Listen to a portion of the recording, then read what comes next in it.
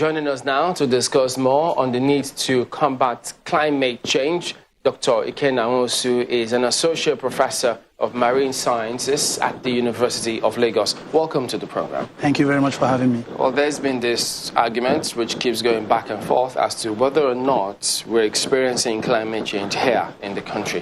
What do you think? I think we are experiencing climate change, and the data supports it.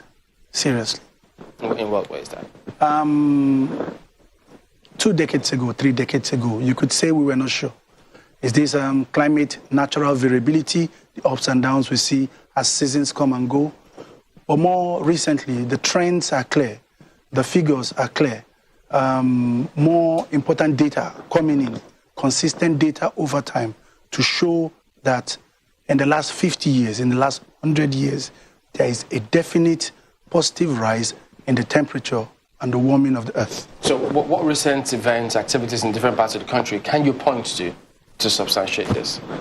Well, I could take 2 instances. Let me go from a database example. NIMET, our Nigerian Institute for Meteorological Research, has predicted and forecasted that the previous years have been the hottest in history, and the next ones are going to be hotter.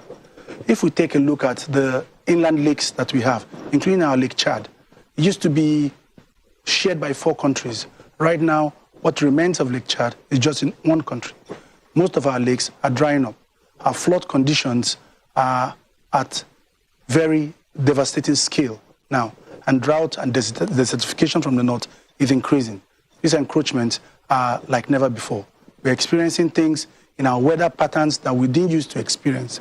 And sometimes you have rainfall in 1 day that you could have had the total volume in a month. We have seen this repeatedly, and the trends are going. Sea level rise effect, for instance, in Lagos, is beginning to threaten shoreline communities.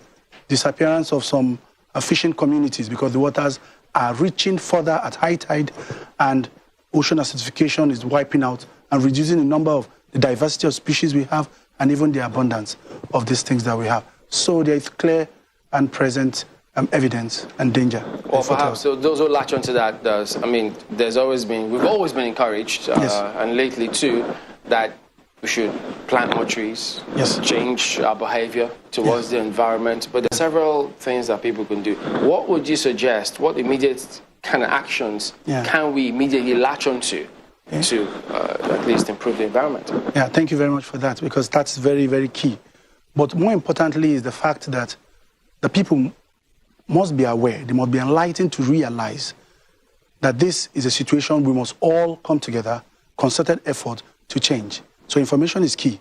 People must speak out, people must know. People must know what they must do. Reduce your energy uses.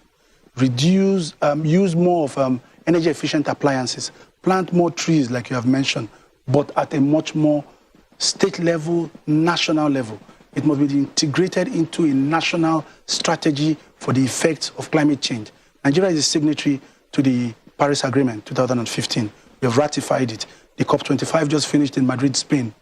These are the peoples of the world coming together and saying we need urgent action with regard to the deleterious effect of climate change. I know that time and again, we hear state governments, federal governments, they keep talking about planting trees as well. Yeah. What further action do you think they can take to galvanize the people and urge them on? Well, we could encourage coming up with a policy that holds together new technologies, green technologies, climate scientists, information, to come to solve our problem by reducing waste, by reducing our energy use, by cutting down carbon emissions, and by altogether enlightening the people to be more environment friendly. This will help us a long way. All right then, Dr. Ikenna Nwosu, thank you for talking to us today on the program. Yes, thank you very much. Grateful to be here. Thank you. We're excited to hear what you think about Africa 54 and the stories we cover. Join the discussion on Facebook. The address is Africa54, and check out our headlines 24/7 on voaafrica.com. Still to come, the Kenya car insurance industry won't know what hit them as this 26-year-old unveils her new digital car insurance app.